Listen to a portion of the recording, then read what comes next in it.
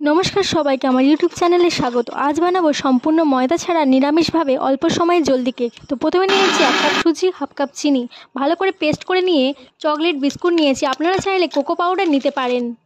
ভালো করে ব্লেন্ড করে সুজি চিনির পেস্টটাকে কোকো পাউডার বা চকলেট বিস্কুটের মধ্যে দিয়ে দিন। এবার নিয়ে নিয়েছি হাফ কাপ দই, হাফ কাপ দুধ, হাফ কাপ সাদা তেল, ভালো করে ব্লেন্ড করে নিন। এবার ফ্লেভারের জন্য দিয়ে দিলাম 3-4 ফোঁটা চকলেট এসেন্স। এরপর আপনারা চাইলে কোকো পাউডার বা চকলেট বিস্কুট আবার দিতে পারেন, নাও দিতে পারেন। 10 মিনিট রেস্ট রাখার পর দিয়ে দিলাম 1 চিমটে বেকিং সোডা, 1 চামচ বেকিং পাউডার।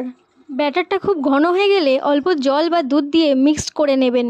এরপর পাত্রে অয়েলিং করে ব্যাটারটাকে কড়াই বা ওভেনে বসিয়ে দিন। 30 মিনিট পর একটা কাঠি দিয়ে চেক করুন। আমি কড়াইতে বসিয়েছি, এটা 1 ঘন্টা পরে তৈরি হয়ে গেছে। কেক তো তৈরি, আপনারা এবার পছন্দ মতো ডেকোরেশন করে নিতে পারেন। বাড়িতে বানিয়ে জানাবেন কেমন হয়েছে, আর লাইক এবং সাবস্ক্রাইব করতে একদম ভুলবেন না।